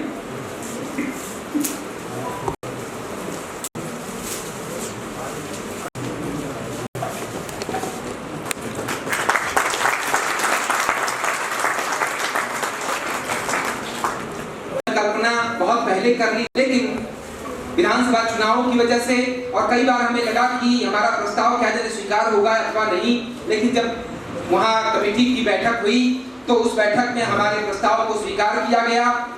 महज 15 दिन पहले हमें इस बात की अनुमति मिली कि हम अपनी संगोष्ठी कर सकते हैं। इस 15 दिन के भीतर इस सब की संकल्पना करने के लिए, इस सब को व्यवस्थित करने के लिए, आप सभी विद्वानों का साहचर्य प्राप्त करने के लिए, आपके लिखे हुए को एक जगह संकलित करने के लिए हमारे पास समय कम था, लेकिन इस कम समय के बीच में ही हमने यह काम आपके सामने प्रस्तुत करने की कोशिश की है। आप सभी लोगों को इसकी प्रतियां हम उपलब्ध कराने का प्रयास कर रहे हैं। जल्दी ही हम आपके सामने इसे प्रस्तुत करेंगे। यह हमारे लिए विशेष प्रसन्नता का विषय है कि हम इस संगोष्ठी का सवेलियर महज 2 दिनों के लोगों के, कल देर शाम तक लोगों के एब्स्ट्रैक्ट हम लोगों को प्राप्त होते रहे, उसे हमने यहाँ समर्जित करने की, एक जगह एकत्रित करने की और आपके सामने प्रस्तुत करने की कोशिश की है। निसंदेह हमें संसाधनों की थोड़ी दिक्कत महसूस हुई, क्योंकि अगर संसाधन और अच्छे रहे होते तो हम इसे और सुंदर कलेवर में प्रस्तुत कर पाते, लेकिन जितना हमसे हो सका, जितना बेहतरीन हम कर सकते थे, हमने कम समय में जितना अच्छा कर सकते थे हमने करने की कोशिश की। मैं ज्यादा समय न लेते हुए अपने मुख्य अतिथि महोदय को आमंत्रित करता हूं कि वह आए और संगोष्ठी के संबंध में हम सब लोगों को आशीर्वचन कहें। आज के इस सेमिनार में उपस्थित, मंच पर उपस्थित विशिष्ट अतिथिगण, यहाँ पर जो कॉलेज के प्रिंसिपल साहब, यहाँ के टीचर्स और जो हमारे ज़िले के विभिन्न क्षेत्रों से आए हुए विभिन्न कॉलेजेस से टीचर्स और जो भी रिसोर्स पर्सन यहाँ पर उपस्थित हैं, प्रदेश के अन्य जिलों से भी उपस्थित हैं। एक बहुत ही रोचक विषय पर ये सेमिनार का आयोजन यहाँ पर जो हो रहा है, मैं इसको थोड़ी देर से सुन रही हूँ। और किसी भी जैसा हम जानते हैं, भारत विविधताओं में एकता का देश रहा है और हमेशा से ही रहा है। बहुत आदिम काल से बीच में हर तरह का समय देश में देखा है और इस में विकसित होते होते हम आज यहाँ तक पहुँचे हैं। और कोई भी विकास अपने पीछे बहुत लंबा चौड़ा इतिहास होता है, उसके पीछे हर तरह की जो घटनाएं होती हैं और वो सभी हम अगर भूल जाएं तो फिर उससे हमने क्या सीखा। तो जो पुराने समय से आज तक जितनी भी और हर जितने भी जगहें हैं हमारे देश में, बहुत बड़ा देश है, बहुत सारे प्रदेश हैं और सारे प्रदेश बहुत भिन्नताओं वाले प्रदेश हैं। हम देखते हैं नॉर्थ से साउथ और ईस्ट से वेस्ट बहुत अंतर है, लेकिन उसी में एकता समेटे हुए हम आगे बढ़ते हैं। और हर एक जगह किसी एक प्रदेश में भी, हमारे उत्तर प्रदेश में ही 75 जिले हैं और हर जिले की अपनी अपनी विशेषताएं हैं। अभी डिस्कशन में ये बात आई भी है कि हर जिले में हर प्रकार की, चाहे वो कल्चरल है, सांस्कृतिक है, पॉलिटिकल है, राजनीतिक है, इसमें बहुत विविधताएं हमें आज अपने जगह से बगल के जिले में मिलेंगी, जिले से बगल के प्रदेश में मिलेंगी। इन सभी को हम देखते जाएं तो जिसको एक बहुत ऑर्गेनिक एक स्ट्रक्चर कहते हैं, जिसको कि जैविक एक अवधारणा कहते हैं, उस तरह से हम आगे बढ़ते हैं। उनकी कुछ चीज़ों के बारे में आज ये जो विषय है जो जितना रोचक है, इसमें इटावा में खासतौर पर जितने आयामों पर 2 दिन में चर्चा होगी, मुझे पूरा विश्वास है कि बहुत सारे रोचक तथ्य उसमें सामने आएंगे, बहुत सी इंटरेस्टिंग बात सामने आएंगी जो कहीं ना कोई जानता है, लेकिन हम सभी जानने लगेंगे इसके बाद से। आप इतने लोग यहाँ में पार्टिसिपेट कर रहे हैं और वो चीज़ें जब पब्लिश होती हैं तो उसको जो लोग भी कम जानते हैं, आने वाली जो हमारी पीढ़ियाँ हैं वो भी उसको जाने समझें धरोहर के रूप में। हमने क्या धरोहर पाई है, आज हम कहाँ हैं और कहाँ लेके जाना चाहिए, ये हमको कभी भी भूलना नहीं चाहिए। बहुत तरीके के प्रभाव आते हैं, चाहे वो विदेशों से आते हैं या हमारे देश के अंदर से भी कभी कभी बहुत सारी नकारात्मकता भी आती है, लेकिन उसके बीच में ही अगर हम अपनी ही इतिहास को, अपनी संस्कृति को अगर देखें तो उसमें बहुत सी चीज़ें ऐसी मिलती हैं जो हमको हमेशा ही मार्गदर्शन देती हैं और ये बताती हैं कि हम बहुत आगे जा सकते हैं। और विश्व में सबसे बड़ा देश तो हमारा है ही जनसंख्या के दृष्टिकोण से और बहुत तेज़ी से आगे बढ़ रहा है विकास के दृष्टिकोण से भी, और कल्चर और संस्कृति, हमारी जो साहित्य है, इसमें भी बहुत आगे हम जा सकते हैं। हिंदी भाषा इतनी रिच है, इतनी ज़्यादा समृद्ध है कि इस पर जितनी भी इस विषय पर भी अगर विस्तृत चर्चा होने लगे तो 2 दिन क्या 2 महीने भी कम पड़ेंगे। तो मैं शुभकामनाएं दूंगी जो कॉलेज प्रशासन को जिन्होंने इसका आयोजन किया है और जो रिसोर्स पर्सन यहाँ पर आए हुए हैं, आप सभी को मेरी शुभकामनाएं हैं कि एक अच्छी परिचर्चा इस विषय पर हो और बहुत सी नई और अच्छी बातें, नई इन द सेंस की जो हम पहले से नहीं जान रहे हैं, जो कोई यहाँ पे चर्चा में बातें आएंगी। अभी 2 स्पीकर्स प्रिंसिपल साहब ने और डॉक्टर कुश चतुर्वेदी ने जो बोला, उनमें ही बहुत सी बातें ऐसी थी जो एक दूसरे के लिए भी, उन लोगों के लिए भी नहीं रही हूँ। तो ये अच्छी बात है, तो हम इसको जाने समझें और उनको लेकर के आगे बढ़ें तो हमारा जो आपका इटावा ज़िला है और वो भी बहुत आगे, हम उसको और आगे लेके जा सकते हैं और प्रदेश को और देश को हम आगे ही बढ़ते जाएँ, ऐसी मेरी शुभकामना है आप सभी के लिए। धन्यवाद। बहुत बहुत धन्यवाद मैम, आपकी शुभकामनाओं के लिए। हम प्रयास कर रहे हैं, पूरी कोशिश है हमारी कि हम जो भी शोध पत्र आ रहे हैं, आएंगे, उनको एक यूजीसी की यूजीसी द्वारा अप्रूव्ड पीयर रिव्यूड पत्रिका है, उस पत्रिका से हमने बात कर ली है। उन्होंने कहा है कि हम भविष्य में इसका जो बन जाएगा तो एक विशेषांक इस पर लेकर के आएंगे और निस्संदेह वह पुस्तक के रूप में तो प्रकाशित होगी ही।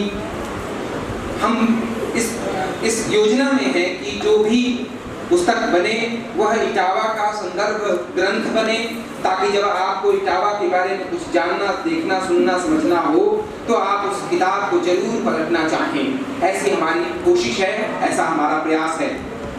मैडम को जाना है, मैं इससे पहले कि मैडम जाने के लिए कहें, मैं अपने प्राचार्य महोदय से अनुरोध करता हूं कि उन्हें अंग वस्त्रम उड़ा करके दे करके सम्मानित करने का कष्ट करें। मैं प्राचार्य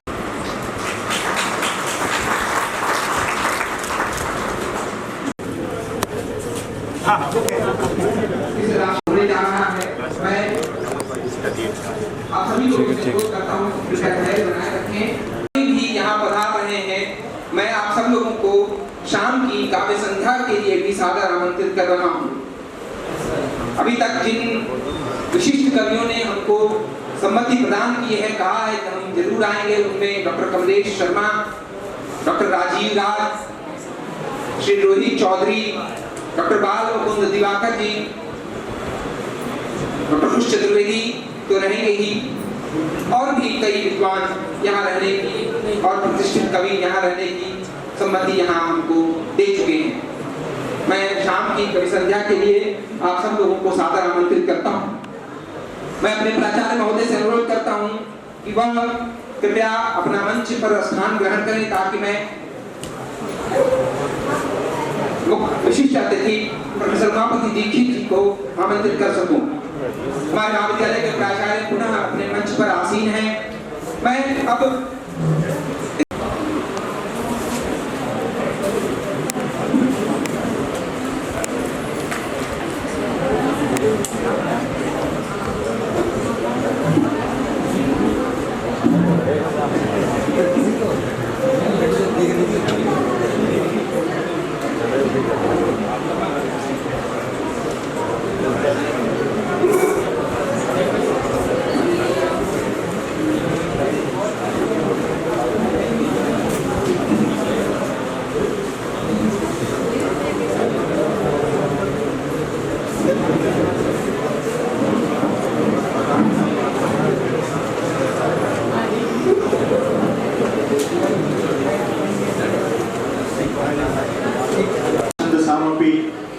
मंगला नाम से करता रहूं वंदे वाणी विनायको।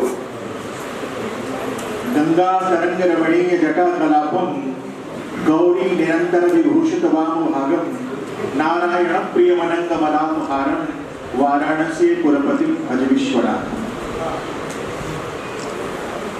आज इटावा के इस पवित्र भूमि पर राजकीय महिला स्नातकोत्तर महाविद्यालय इटावा के इस सभागार और प्रांगण में सांस्कृतिक संबंधों की न्यास भूमि इटावा मूल्यांकन के विभिन्न आयाम, इस केंद्रीय विषय पर यह राष्ट्रीय संगोष्ठी आहूत की गई है। मंचस्थ जो अभी यहाँ के सम्मान्य जिलाधिकारी श्रीमती श्रुति सिंह जी जो मुख्य अतिथि के रूप में अभी विराजित थी और उनका वक्तव्य हुआ, वो इस उद्घाटन सत्र की अध्यक्ष भी थे।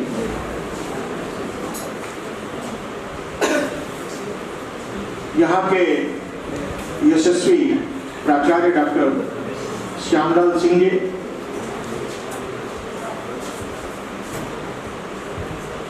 इग्नू वाराणसी के निदेशक डॉक्टर उपेंद्र नभ त्रिपाठी जी,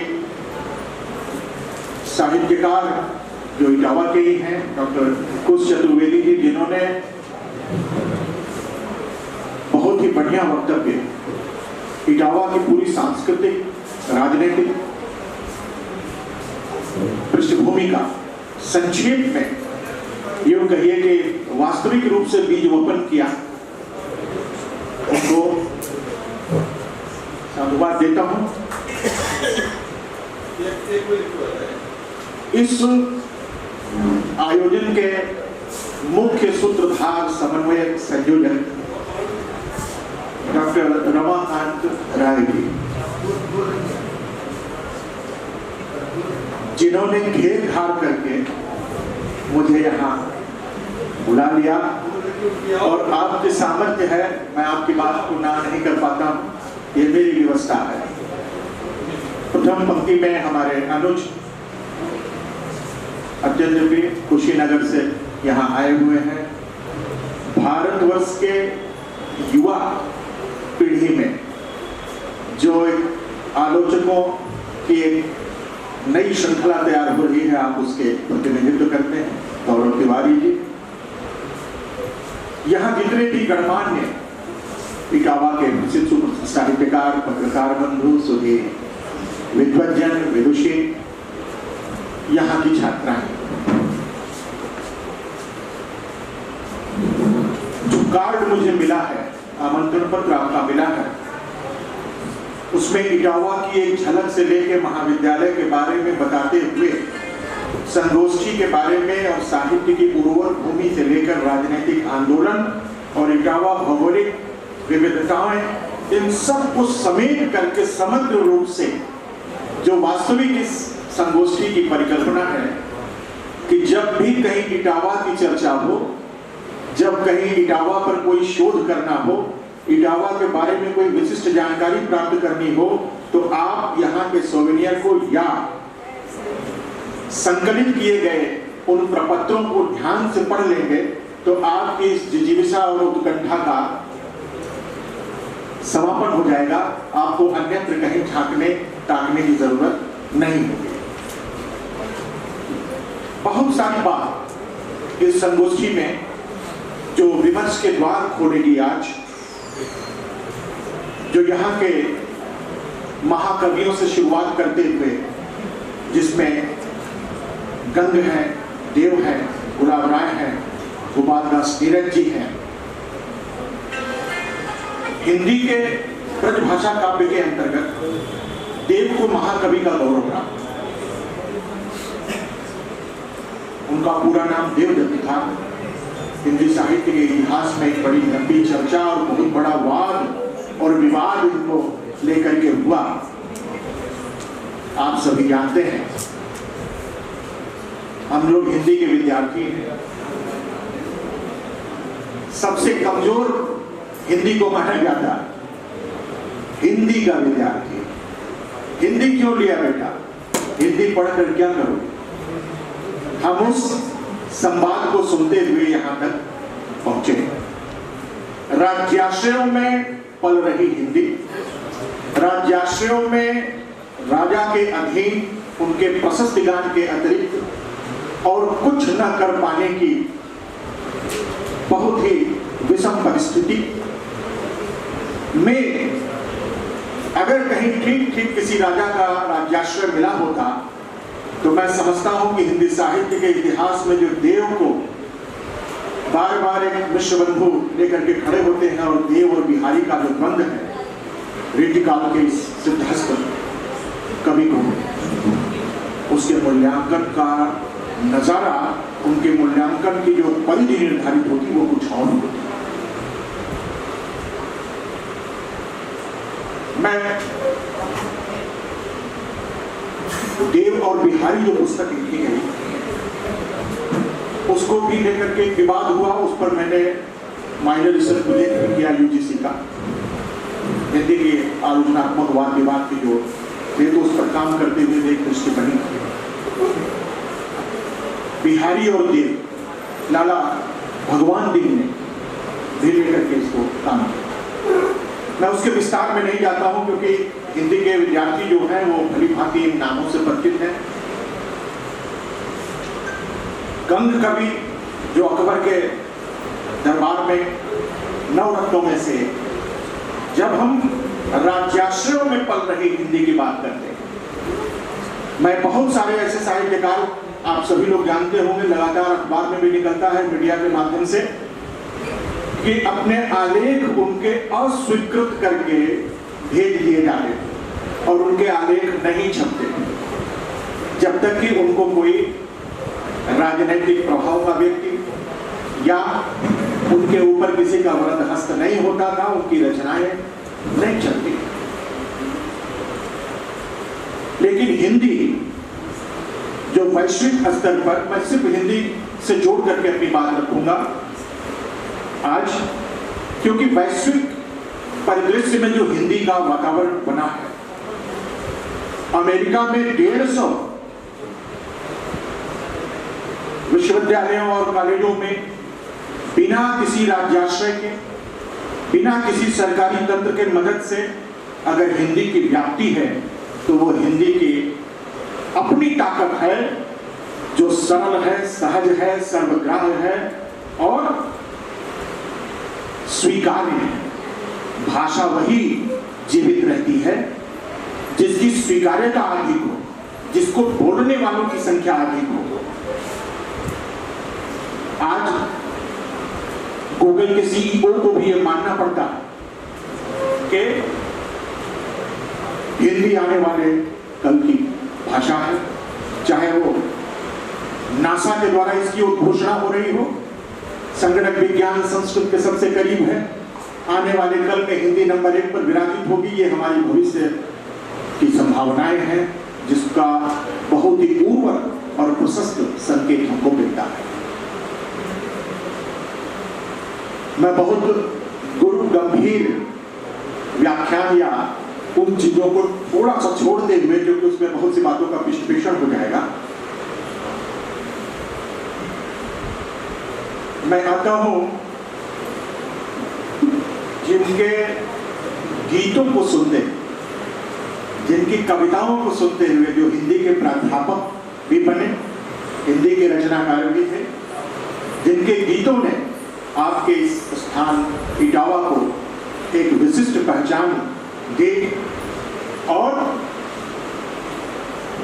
गोपाल दास नीरज, कथ्य की शैली, मनसा वाचा कर्मणा, तीनों। अब एक बानगी जब भूषण कहते हैं कि छत्रसाल की तलवार की प्रशंसा करते हुए, तो वो शब्द का कमाल देखिए। फिर इधर आते हैं, निक्षत म्यांते मयूर के प्रलय भानु कैसी, फारे तमतम सो गयंदन की जाल को, लागत लपक कंठ बैरिन को नागिन सी, रुद्रे रिझावे दे दे मुंडन की माल को, लाल चुकिसार छत्रसाल महाबाहुबली, कहां न बखान करो अपनी करवार को, प्रतिभट कटक कटीले के ते काट काट का विकासी किलक करे यू देती काल। ये राज्याश्रय में मजबूरी है राजा के तलवार की भी प्रशंसा करनी है, उसकी सुकीर्ति अक्षुण्ण रहनी चाहिए, दिग दिगंत में उसका नाम होना चाहिए, ये व्यवस्था। लेकिन नीरज जी एक छोटे से जगह से उठकर और अपने गीतों के माध्यम से इस पूरे वैश्विक पटल पर, जब मैं अमेरिका का भी नाम लिया, वहां पर एक प्राध्यापिका है जो हिंदी सिनेमा के गीतों से बच्चों को हिंदी पढ़ाती है। तो ऐसे गीतों को भी पास्ट टेंस और फ्यूचर टेंस और प्रेजेंट टेंस में वो उसको बताती है। हमें गर्व है कि आज मैं इस धराभूमि पर, जहां से नीरज जी का नाम उद्घोषित होता है, पूरे वैश्विक धरातल पर जो एक सुकीर्ति और उनके आभा मंडल की जो रश्मियां बिखरी हुई, मैं यहाँ मौजूद हूँ। जिनके लिए पुरस्कार झोली में आना, पद्मश्री, पद्म विभूषण, साहित्य के आकाश के सूर्य दिनकर जी, जिनको कहते हैं कि ये हिंदी की वीणा है, और ये वीणा जब झंकृत होती है तो उसका चारों तरफ प्रभाव पड़ता है। क्या सिनेमा को हम अपना ही एक जो रंगमंच है, सिनेमा है, उसकी व्याप्ति और उसकी जो तात्कालिक प्रभाव उत्पादकता है, वह सिनेमा से बढ़ करके कहीं भी नहीं है। 3 घंटे के भीतर हमारे मनोमस्तिष्क पर किस तरीके से नियंत्रण कर लेता है सिनेमा, और उसके गीत हम सभी लोग जानते हैं कि ये गीत की ध्वनि जो पर्दे पर दिखाई पड़ रही है, ना तबला बजता है, ना सारंगी बजती है, ना कुछ भी, लेकिन हम उसमें खो जाते हैं, कहीं ना कहीं उसके सुख और दुख में हम शामिल होने लगते हैं। ये है जीवन का। मैं उन गीतों को यहाँ पे जरूर उद्धृत करूंगा, जिनको सुनते हुए, जिनको गाते हुए, जिसमें मनुष्यता के कुछ अंश आपको मिलेंगे, जीवन के जिसमें दर्शन छिपे हुए हैं। 1971 में फिल्म पहचान आई थी, जिसमें एक गीत बहुत ही चर्चित हुआ था कि बस यही अपराध मैं हर बार करता हूँ, आदमी हूँ, आदमी से प्यार करता हूँ। जिंदगी के हर रास्ते पर ठीक ठाक ढंग से हम बोलना चाहते हैं, लेकिन एक सरल संवाद करती हुई सी भाषा, और उसको निबद्ध कर देना गीतों में, लय में, ताल में। ए भाई जरा देख के चलो, आगे ही नहीं पीछे भी, दाएं ही नहीं बाएं भी, ऊपर ही नहीं नीचे भी। बड़ी सरल सी पंक्तियां, लेकिन जीवन के जितने भी रहस्य हैं, अगर बड़े बुजुर्ग उनको बात कर रहे हैं तो यही शिक्षा देते हैं, इसमें सीख भी छिपी हुई। पैसे की पहचान यहाँ इंसान की कीमत कोई नहीं, शौकियों में भूला जाए फूलों का शबाब। आप देखिए बहुरंगा व्यक्तित्व, दिल आज शायर है गैम्बलर फिल्म में। ये केवल एक उस कवि के मन की और आद्योपांत में कहता हूं न सिख से लेकर के जो उनकी शैली है वो प्रतिध्वनित होती है उनके कृतियों में। और जब कृतियों में व्यक्ति का व्यक्तित्व निहित हो जाता है तभी वो सार्वभौम और सर्वकालिक और कालजयी कृति का निर्माण करता है। मैं उन्हीं के स्वर में उन्हीं को याद करते हुए जो हमारी सबसे बड़ी पहचान है, जिस पे सबसे बड़ा संकट है कि क्या हम मनुष्य रह गए हैं।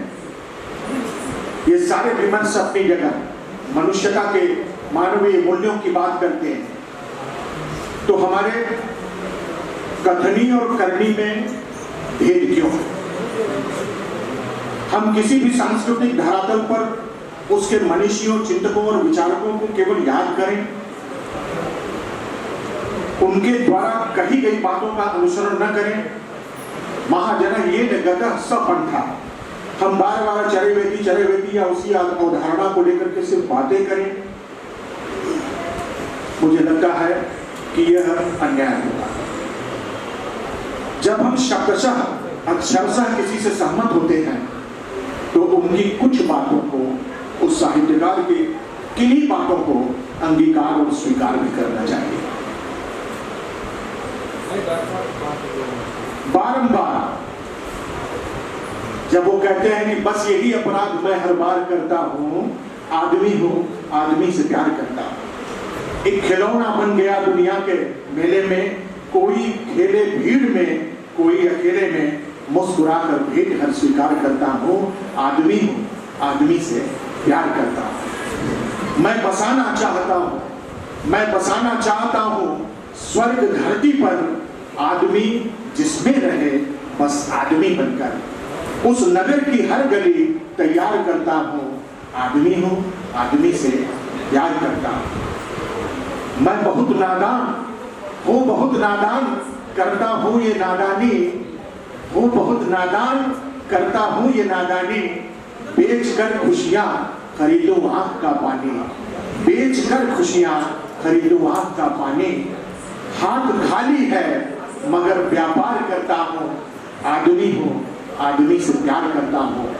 आइए आज मैं आप सभी सुधी हिंदी जनों, हिंदी सेवी, हिंदी विद्वानों से ये आह्वान करता हूं, आपकी इस गोष्ठी में जितने भी बिंदु हो, चाहे विविध आयाम हो, लेकिन मनुष्यता के इस पृष्ठभूमि में हम खाली हाथ होते हुए भी एक ऐसे व्यापार की बात कर रहे हैं जब नीरज जी, तो हम कम से कम उन मानवीय मूल्यों को आत्मसात करने के लिए, मानवीय मूल्यों को न केवल शब्दशः उच्चरित करने के लिए बल्कि अपने जीवन में आत्मसात करने के लिए प्रेरित करें।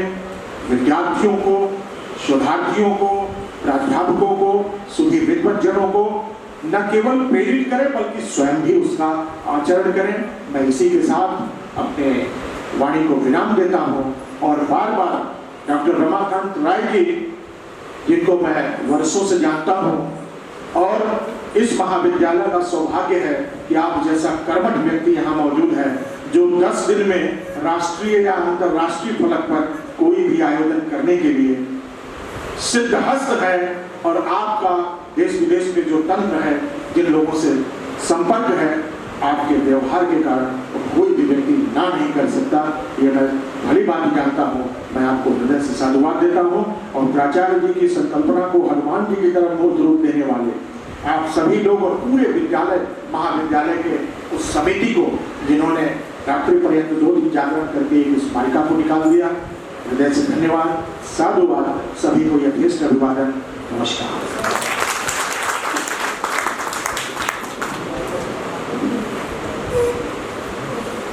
बहुत बहुत धन्यवाद सर, आपका स्नेह मुझे हमेशा मिलता रहता है और इस राष्ट्रीय संगोष्ठी में भी यह प्राप्त हुआ है, इसके लिए हम आपके हृदय से आभारी। कुछ गणमान्य अतिथि हैं, मैं अपने महाविद्यालय के साथी डॉक्टर अमित कुमार से अनुरोध करता हूं कि वह कर्म क्षेत्र महाविद्यालय से पधारे डॉक्टर आनंद मोहन चौधरी का माल्यार्पण कर स्वागत करने का कष्ट करें। डॉक्टर अमित कुमार। हाथ लगाओ। मैं डॉक्टर अजय दुबे से अनुरोध करता हूँ युवा मैं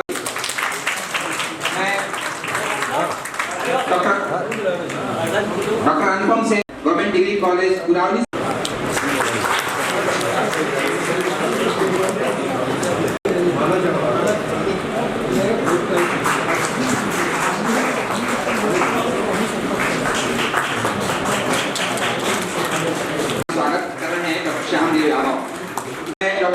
चंद्रप्रभा मैडम से अनुरोध करता हूँ कि उन्हें पुष्प देकर सम्मानित करें।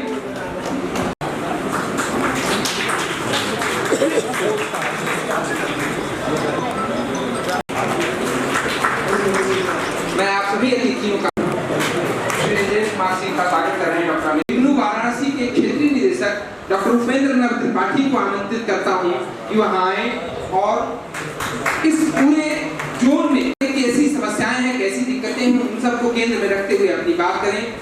डॉक्टर उपेंद्र नाथ त्रिपाठी।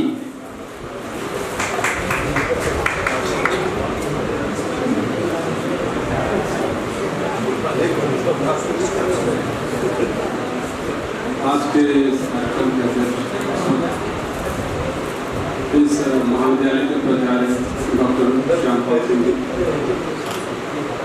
विशिष्ट अतिथि प्रोफेसर उमापति दीक्षित जी, डॉक्टर कुश चतुर्वेदी जी, इस कार्यक्रम के संयोजक डॉक्टर रमाकांत राय जी और आप सभी शिक्षा के क्षेत्र और अन्य क्षेत्रों से जुड़े गणमान्य अतिथि। ये जो सेमिनार है, जैसा आचार्य जी ने कहा भी, बड़ा बृहद टॉपिक है। तो टॉपिक बृहद हो तो हमारे जैसे लोग जो वक्ता ना हो उनके लिए भी कोई टॉपिक निकल आता है। मूल्यांकन के विविध आयाम और जैसा डॉक्टर रमाकांत राय ने कहा कि उच्च शिक्षा के क्षेत्र से जुड़ी बातों की और मैं दूरस्थ शिक्षा से अभी बिलोंग करता हूँ। मिनिस्ट्री ऑफ एजुकेशन पहले मानव संसाधन विकास मंत्रालय था, इसके अंतर्गत इंदिरा गांधी राष्ट्रीय मुक्त विश्वविद्यालय से हूँ और मैं इसकी छोटी सी एक संकल्पना पर बात करूँगा और वो संकल्पना आप सब पे कैसे आधारित है और इस क्षेत्र से कैसे जुड़ी है वो समझना बहुत जरूरी है। जैसे अभी हाल ही में माननीय प्रधानमंत्री महोदय जी की एक पहल है, एक भारत श्रेष्ठ भारत, वो आप सभी के कॉलेजेस में भी पहुँचा। इस पर हमने काम करना ऑलरेडी शुरू कर दिया। इसी में अभी हाल ही में मेरा परिचय इटावा से हुआ। मैं इटावा में शायद मेरी पहली विजिट है। उस एक भारत श्रेष्ठ भारत कार्यक्रम के अंतर्गत इटावा जिले को चुना इग्नू द्वारा। तो यहाँ की संस्कृति, यहाँ के खान पान, यहाँ के इतिहास से बाकी समाज के या इस देश के बाकी हिस्सों को परिचित कराने का काम इग्नू द्वारा किया। तो उसमें संकल्पना ये थी कि देश के सभी कोनों से एक एक जिले चुने जाएंगे। तो उत्तर भारत से उसी कड़ी में तो सारे जिलों को समाहित करना था। तो 5-5 जिले हर श्रृंखला में, उस श्रृंखला की हर कड़ी में 5-5 जिले चुने। इटावा भी उसी एक कड़ी में आया। उसी दौरान मेरा परिचय हुआ कि जो वन डिस्ट्रिक्ट वन प्रोडक्ट, एक उत्तर प्रदेश का एक प्रोग्राम है, उत्तर प्रदेश राज्य सरकार का वन डिस्ट्रिक्ट वन प्रोग्राम। तो वन डिस्ट्रिक्ट वन प्रोडक्ट, एक जिला एक उत्पाद, जो उसका एक मुख्य उत्पाद है। तो इटावा के बारे में राज्य सरकार ने टेक्सटाइल चुना, यहाँ का टेक्सटाइल बनाना चुना, टेक्सटाइल में यहाँ का काम बनाना चुना। तो उसको प्रचारित करने की बात था। तो नॉर्थ से इटावा को चुना गया और साउथ से वारंगल जिले को चुना गया और नॉर्थ ईस्ट से यानी हमारे उत्तर पूर्व क्षेत्र से आइजॉल को और इधर पश्चिम से जोधपुर। तो इन सभी जिलों को चुन करके एक कार्यक्रम किया। तो उसमें मैं यहाँ की सांस्कृतिक विविधता से परिचय हुआ मेरा, जिसमें डॉक्टर कुश चतुर्वेदी जी ने बहुत कम शब्दों में ऑलमोस्ट हर टॉपिक उन्होंने कवर किया। अब मैं बात करता हूँ जैसे उस उच्च शिक्षा की संकल्पना हुई थी। जैसा आपको पता है कि न्यू एजुकेशन पॉलिसी में भी भारत सरकार ये बात कर रही है कि हर जिले में, डॉक्टर कृष्ण चतुर्वेदी जी ने एक आशा जाहिर की थी कि इटावा का एक अपना विश्वविद्यालय होगा। न्यू एजुकेशन पॉलिसी में ये संकल्पना पहले ही आ चुकी है। भारत सरकार का लक्ष्य है कि 2030 तक भारत के हर जिले में एक अपना विश्वविद्यालय होना। उस पहल में आपने अपने हाल में देखा होगा कि कुछ जिलों में, हमारे आसपास के जिलों में आ सकते हैं और एक जिलों में बहुत तेजी से विश्वविद्यालय का फाउंडेशन स्टोन रखा गया। इटावा भी उस कड़ी में आएगा, जरूर आएगा। जब 2030 तक संकल्पना है कि हर जिले में एक विश्वविद्यालय होना चाहिए और ज़्यादातर विश्वविद्यालय और डिग्री कॉलेज को जितनी मैक्सिमम ऑटोनॉमी दी जाए शिक्षा के क्षेत्र में, उसकी संकल्पना कि आप अपने कोर्सेज, अपने प्रोग्राम जो आप पढ़ाना चाहते हैं वो निर्धारित करने के लिए आप स्वतंत्र। ये वन डिस्ट्रिक्ट वन प्रोग्राम, ये वन डिस्ट्रिक्ट वन प्रोजेक्ट या एक भारत श्रेष्ठ भारत, इसी के तहत एक अगला प्रोजेक्ट है संकल्प प्रोजेक्ट। संकल्प प्रोजेक्ट में मिनिस्ट्री ऑफ एजुकेशन और मिनिस्ट्री ऑफ स्किल डेवलपमेंट जो है, इसका एक ज्वाइंट प्रोजेक्ट है। इसमें जैसे बात शुरुआत में हो रही थी वोकल फॉर लोकल या लोकल टू ग्लोबल जो बात चल रही थी, तो हर जिले का अपनी एक रिक्वायरमेंट। डॉक्टर कुछ कह भी रहे थे कि बातचीत कोई भी जगह, कोई भी संस्कृति, खासकर इटावा जैसी समृद्ध संस्कृति वाला जिला, इसको बातचीत करने के बजाय अगर आप जिए तो शायद आप इसको ज़्यादा समझ पाएंगे। मैं बनारस से आया हूँ, बनारस को आप शब्दों में नहीं समझा सकते, आपको उसको जीना है। इटावा के साथ भी मैंने इतनी देर की बातचीत में समझा कि कोई बहुत छोटा जगह नहीं है या इसकी विरासत बहुत छोटी नहीं है, इसको आपको समझना है। उसी के तहत एक संकल्प प्रोजेक्ट की संकल्पना भारत सरकार ने की कि हर एक डिस्ट्रिक्ट का अपनी एक यूनिक आइडेंटिटी है और उस यूनिक आइडेंटिटी को ध्यान में रखते हुए एक प्रोग्राम, एक पाठ्यक्रम, वो चाहे सर्टिफिकेट लेवल का प्रोग्राम हो जो 6 महीने का होता है या डिप्लोमा लेवल का प्रोग्राम हो, डिग्री लेवल का प्रोग्राम हो, जो भी यहाँ के विद्वज्जन वो संकल्पना जिसकी कर उसको लॉन्च किया गया। ये वाकई बहुत अच्छी पहल कि आपको एक प्लेटफॉर्म प्रोवाइड करना जहाँ पे आप अपनी लोकल यूनिट्स, अपनी ज़रूरतों के हिसाब से आप एक प्रोग्राम लॉन्च करें और उसको एक पटल देना। वो यूजीसी, मिनिस्ट्री ऑफ एजुकेशन या हमारी जैसे डिस्टेंस एजुकेशन में एथिक्स बॉडी जो है वो Indira Gandhi national open university, ये वो एक काम है। हम ऊपर भी एक सर्वे की जिम्मेदारी है डिस्ट्रिक्ट के आधार पर कि उन डिस्ट्रिक्ट के लोगों से मिले, उनसे बात करें और वहाँ पे क्या नीड, उसके आधार पर एक पाठ्यक्रम तैयार किया। जो जैसा मैंने बताया कि वन डिस्ट्रिक्ट वन प्रोडक्ट में टेक्सटाइल ऑलरेडी यहाँ पर एक चिन्हित प्रोडक्ट है कि यहाँ के टेक्सटाइल जो है वहाँ की फेमस है, उसको लेकर आगे बढ़ा। या और भी कोई जैसे सन 1985 में दूरस्थ शिक्षा की संकल्पना पहली बार एक केंद्रीय संस्थान है। उससे पहले राज्य सरकार का संस्थान आंध्र प्रदेश में था, आंध्र प्रदेश ओपन यूनिवर्सिटी पहले से थी, लेकिन एक केंद्रीय संस्थान की संकल्पना भारत में थी। दूरस्थ शिक्षा की संकल्पना की जरूरत होती है। हजारों कॉलेजेस हैं हमारे पास, यूनिवर्सिटीज़ हैं, सैकड़ों यूनिवर्सिटीज़ हैं, क्यों फिर भी जरूरत है? आपको जानकर आश्चर्य होगा कि इंटरमीडिएट तक की शिक्षा पाकर हायर एजुकेशन में जो प्रतिशत जो विद्यार्थी वो सिर्फ 26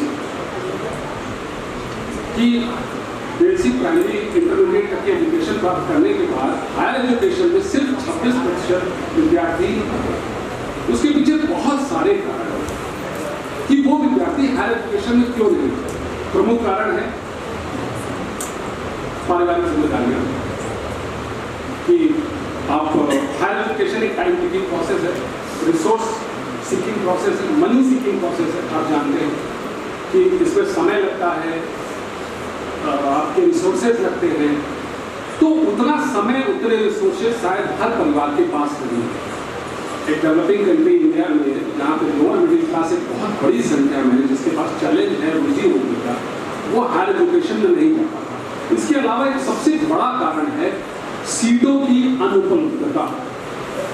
जो डिग्री कॉलेजेस में हैं, या वो प्रोग्राम की अनुकूलता जो रोजगार दे सकता है। आपस का मंच है, खुला मंच है, और सभी शिक्षा से जुड़े लोग हैं। हम इस बात को स्वीकार करते हैं कि जो डिग्री शायद आज हम दे रहे हैं, जो बेसिक डिग्री BA MA या जो दे रहे हैं, ये रोजगार की गारंटी नहीं है। इसमें ज्यादातर जो पाठ्यक्रम आज प्रोवाइड कराए जा रहे हैं, ये रोजगार की गारंटी नहीं है। ये भी एक बहुत बड़ा रीजन है कि विद्यार्थी शायद अब हायर एजुकेशन में नहीं आता है। ज्यादातर विद्यार्थी उसी वजह से आते हैं कि उनके पास कोई दूसरा विकल्प नहीं है। अगर आपके पास एक अच्छा विकल्प है तो आप हायर एजुकेशन में जरूर आएंगे। तो उसी संकल्पना के तहत उन्नत शिक्षा की स्थापना हुई कि आपका एक इंफ्रास्ट्रक्चर जो रेगुलर इंस्टीट्यूशन है, फेस टू फेस के टीचर्स है, कॉलेजेस है, यूनिवर्सिटीज है, आपके पास एक इंफ्रास्ट्रक्चर है, आपके पास एक बौद्धिक संपदा है ऑलरेडी, उसको इस्तेमाल करके एक ऐसे कोर्सेज, ऐसे प्रोग्राम लॉन्च किए जाए जिनमें, जैसे आप एक हिंदी के विद्यार्थी हैं, आप एक हिस्ट्री के विद्यार्थी हैं, आप ये मानते होंगे कि आपने जो ज्ञान अपनी पढ़ाई के दौरान अर्जित किया था उसका शायद 10वां हिस्सा भी आप पढ़ाने में इस्तेमाल नहीं कर पाते, क्योंकि आप कोर्स करिकुलम से बंधे होते हैं, आप उस कॉलेज के प्रोग्राम स्ट्रक्चर से बंधे होते हैं, आप शायद उससे कहीं ज़्यादा पढ़ा सकते हैं, कहीं ज़्यादा ज्ञान बांट सकते हैं।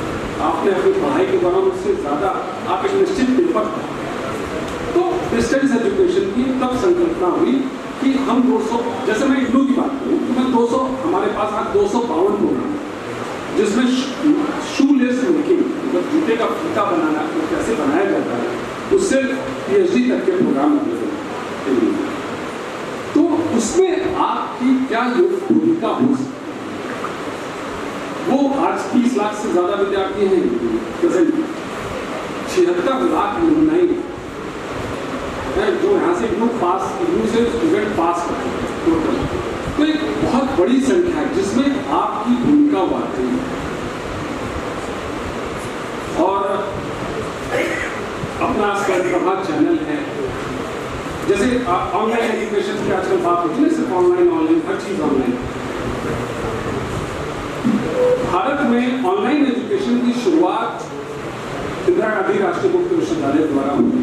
एक स्पेशल सैटेलाइट लॉन्च किया गया एडुसेट 2004 में, आपको याद होगा। वो सैटेलाइट लॉन्च ही हुआ था एजुकेशन, सिर्फ पहले जो सैटेलाइट थे वो हर प्रोग्राम को, वो न्यूज चैनल भी कवर कर रहे हैं, वो स्पोर्ट्स भी कवर कर रहे हैं, वो ओवरलोड कर रहे हैं। तो एक सैटेलाइट हमारे प्रेसिडेंट APJ अब्दुल कलाम साहब थे, उन्होंने संकल्पना की, वो एक अच्छे टीचर, वो बेसिकली वो शुरू होने से पहले एक अच्छे टीचर, वो साइंटिस्ट, एक बात को वो एक अच्छे टीचर, तो उन्होंने एक एडुसेट की संकल्पना की और उस एडुसेट के माध्यम से सिर्फ एजुकेशन बेस्ड चैनल लॉन्च किया। आज इग्नू 6 चैनल TV चैनल के माध्यम से पहुंचता है विद्यार्थियों में। प्रभा के 4 चैनल है, ज्ञान दर्शन के 2 चैनल है, रेडियो चैनल से ज्ञानवाणी के चैनल है। मेरे ख्याल में आप ऐसे कई लोग इसमें से ऑलरेडी डिस्टेंस एजुकेशन से किसी न किसी रूप में जुड़े रहे हैं, तो उसको इस क्षेत्र तक पहुंचाने की जरूरत है। इटावा के विद्यार्थी जैसे फूड एंड न्यूट्रिशन या टूरिज्म स्टडीज या रूरल डेवलपमेंट या जर्नलिज्म, इस तरीके के हर लेवल के प्रोग्राम से जो कि उपलब्ध है, जो शायद traditional face to face education में उपलब्ध नहीं, उनसे यहाँ के विद्यार्थियों को परिचित कराने की वो सरकार की स्कीमों द्वारा SC ST विद्यार्थियों के वो प्रोग्राम फ्री भी है। बाकी वो प्रोग्राम का स्ट्रक्चर ऐसा है कि शायद वो बहुत वित्तीय बोझ नहीं डालता विद्यार्थियों, और वो अपनी एक regular face to face education के साथ एक स्किल ओरिएंटेड प्रोग्राम को भी कर सकते हैं, जिससे शायद आपका ये जो सेमिनार का जो टॉपिक है मूल्यांकन के जिम्मेदार उस पर जब आप उस दिशा में काम करना, देखिए होता क्या है कि सरकार की कई योजनाएं ऐसी होती हैं जो होती तो बहुत फ्रूटफुल है, बहुत फलदायी होती है, लेकिन उसका प्रचार प्रसार एक सरकारी संस्थान होने के नाते वो प्रचार प्रसार उस तरीके से नहीं किया जा सकता। अपनी लिमिटेशन होती है कि हम किसी बैनर पोस्टर या एक प्राइवेट संस्थान की तरीके से कोई भी सरकारी संस्थान प्रचार प्रसार नहीं कर सकता। तो बहुत उपयोगी सरकार के प्रोग्राम शायद आम जनता तक नहीं पहुंच। हम टीवी पर किसी एक्ट्रेस को ला करके कोई या एक्टर को ला करके कोई प्रचार प्रसार नहीं कर सकते, लेकिन एक इच्छा होती है कि अगर सरकार अपना रिसोर्स, अपना धन, बहुत एक बौद्धिक संपदा उसमें इन्वेस्ट कर रही है तो उसका लाभ आम जन तक पहुंचे, खासकर शिक्षा के क्षेत्र में। उसमें आप एक महत्वपूर्ण कड़ी साबित हो सकते हैं। तो बातचीत करने के लिए तो बहुत कुछ है, मैं चाहूँगा आज दिन भर हूँ भी मैं यहाँ पर, और सवाल अगर आपकी तरफ से आएंगे तो फिर शाम तक मैं हूँ यहाँ पर, तो मैं उनको अटेंड जरूर करूँगा कि पूरा शिक्षा या मिनिस्ट्री ऑफ एजुकेशन के माध्यम से, न्यू एजुकेशन पॉलिसी के माध्यम से क्या योगदान हो सकता है इटावा पर। इंडिविजुअल सवाल में जरूर मैं पसंद करूँगा इसके काम के बाद आप लोगों से मुलाकात की। तो बहुत बहुत धन्यवाद, बहुत बहुत धन्यवाद डॉक्टर साहब। आपने एक विशिष्ट पक्ष को छुआ कि भारत सरकार की ODOP one district one product योजना के अंतर्गत हमारा जनपद इटावा उत्तर भारत का एकमात्र जनपद है जो चुना गया है, और आप उच्च शिक्षा में, दूरस्थ शिक्षा में बहुत जबरदस्त काम कर रहे हैं, बहुत अच्छा काम कर रहे हैं। तो उसको लेकर के और भी क्या समस्या। ऑर्डरली पटरिया मैनपुरी में महाविद्यालय इटावा के हिंदी विभाग के तत्वाधान में आयोजित 2 दिवसीय राष्ट्रीय संगोष्ठी सांस्कृतिक संबंधों की न्यास भूमि इटावा मूल्यांकन के विविध आयाम के उद्घाटन सत्र के अवसर पर हमारी आज की मुख्य अतिथि जिलाधिकारी इटावा श्रीमती श्रुति सिंह का मैं हृदय से आभार व्यक्त करता हूँ। यद्यपि वो अभी यहाँ नहीं है, अपने व्यस्त समय के कारण उन्हें जाना पड़ा।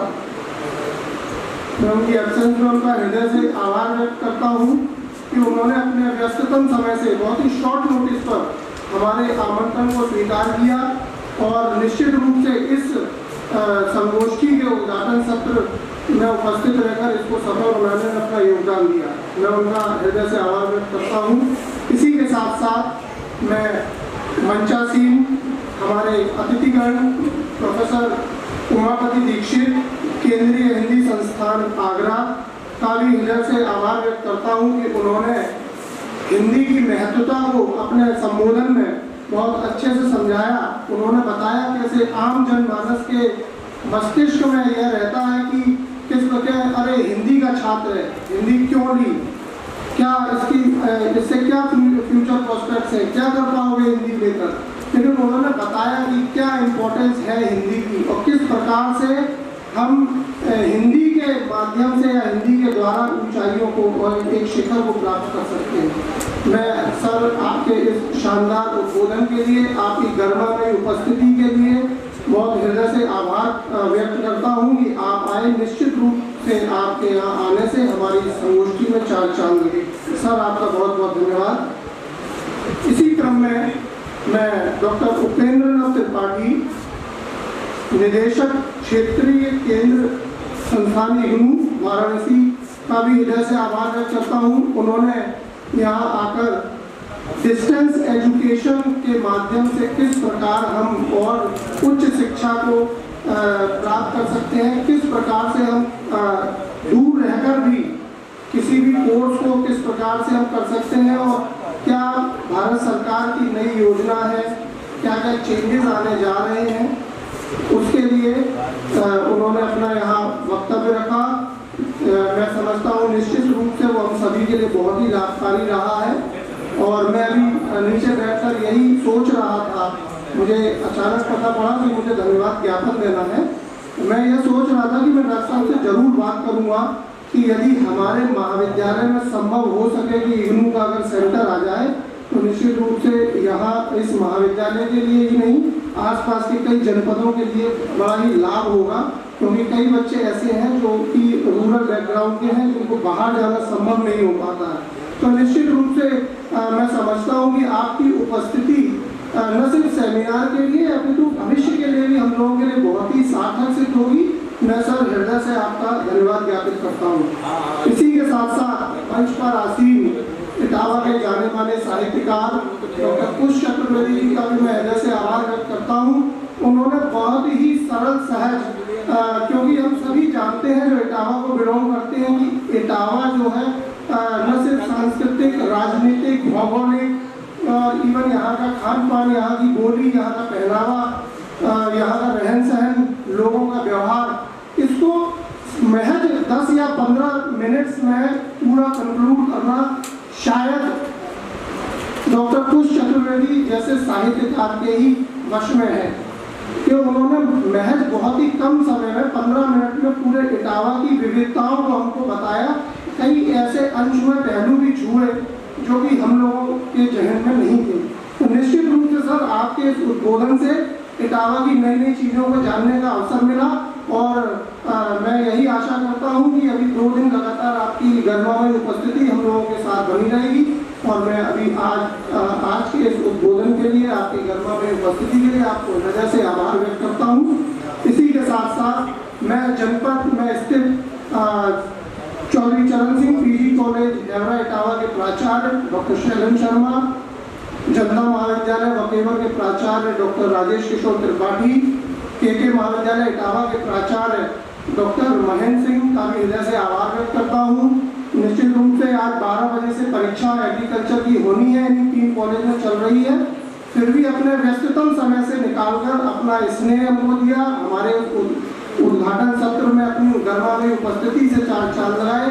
मैं उन लोगों का हृदय से आभार व्यक्त करता हूँ। इसी के साथ साथ मैं विभिन्न महाविद्यालयों से आए डॉक्टर योगेश बाबू दीक्षित, जनता महाविद्यालय Ajitmal, doctor MP Yadav, doctor PK Rajput, जनता महाविद्यालय वकेवर, डॉक्टर ध्रुव तिवारी, जनता महाविद्यालय अजीतमल, डॉक्टर जगजीवन राम, राजकीय महाविद्यालय ओडन पड़रिया मैनपुरी, डॉक्टर संतोष कुमार प्राचार्य, राजकीय महाविद्यालय कोरावली मैनपुरी और अन्य महाविद्यालय में आए विभिन्न प्राध्यापकों का हृदय से आभार व्यक्त करता हूँ, क्योंकि किसी भी एकेडमिक एक्टिविटी की सफलता तब तक सार्थक नहीं होती है जब तक ऐसे विद्वत जन उस एकेडमिक एक्टिविटी का हिस्सा न बने। निश्चित रूप से आप लोगों की उपस्थिति, आपका स्नेह हमको पूर्व में भी मिलता रहा है, आशा करते हैं आगे भी मिलेगा और आप के यहाँ आने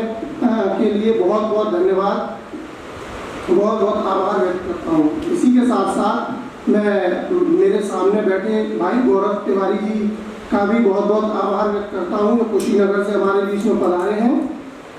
इसके अतिरिक्त हमारे इटावा के जाने माने साहित्यकार आदरणीय डॉक्टर पालीवाल सर का भी हृदय से आभार व्यक्त करता हूँ। निश्चित रूप से जब साहित्य की चर्चा हो और डॉक्टर पालीवाल का नाम इटावा में ना हो तो ये अधूरा सा है। सर आपका स्नेह पहले भी हमें प्राप्त होता रहा है और आपके इसी स्नेह के लिए, आपकी गर्मामय उपस्थिति के लिए मैं हृदय से आपका आभार व्यक्त करता हूँ। इसी के साथ साथ मैं इस सभागार में उपस्थित इटावा जनपद के समस्त विद्वतजन, समस्त नागरिक और हमारी छात्राएं, शोधार्थियों का हृदय से आभार व्यक्त करता हूँ कि आप लोगों ने यहाँ आकर इस 2 दिवसीय राष्ट्रीय संगोष्ठी के उद्घाटन सत्र को सार्थक किया और इसकी सफलता के आप हिस्सा बने। इसके लिए आपका हृदय से आभार। इसके साथ साथ मैं इस संगोष्ठी को कवर कर रहे DD लखनऊ से पधारे डॉक्टर श्याम चौधरी का भी हृदय से आभार व्यक्त करता हूँ। वे लखनऊ से आए हैं, हमारे अनुरोध पर यहाँ पर पधारे हैं दूरदर्शन से। इसके अलावा मैं जो भी मीडिया पर्सन हैं जिन्होंने इस संगोष्ठी का लगातार पिछले 4-5 दिनों से कवरेज दे रहे हैं, उनका सहयोग हमें मिलता रहता है, उनका मैं हृदय से आभार व्यक्त करता हूँ। मैं आभार व्यक्त करता हूँ अपने समस्त साथी प्राध्यापकगण का, जिन्होंने इस सफल आयोजन के लिए अपनी पूरी मेहनत से पूरा योगदान दिया। साथ ही साथ मैं आभार व्यक्त करता हूँ इस संगोष्ठी के प्रणेता, हमारे संरक्षक, इस महाविद्यालय के मुखिया आदरणीय डॉक्टर श्यामपाल सर का, जो हमारे महाविद्यालय के प्राचार्य हैं, जिनकी ही प्रेरणा से यह सफल आयोजन संभव हो सका है। इसके साथ साथ मैं इस महाविद्यालय के कर्मचारी अखिलेश सिंह, मान सिंह, रामू और जीतेंद्र कुमार आदि का भी धन्यवाद देता हूं, जो लगातार एक हफ्ते से इस संगोष्ठी के आयोजन में जो भी उनको कार्य आवंटित किए गए हैं उसको पूरे लगन और मनोयोग से संपन्न कराने में अपना योगदान दे रहे हैं।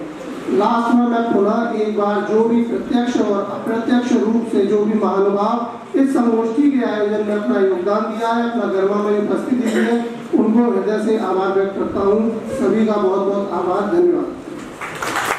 कार्यक्रम के साथ इस उद्घाटन सत्र के समापन की घोषणा करता हूं। आप सभी लोगों को से अनुरोध करता हूं कि बाहर चाय आपकी प्रतीक्षा कर रही है। 15 मिनट के बाद हम पहला तकनीकी सत्र शुरू करेंगे, तो कृपया चाय के लिए वहां पधारें। और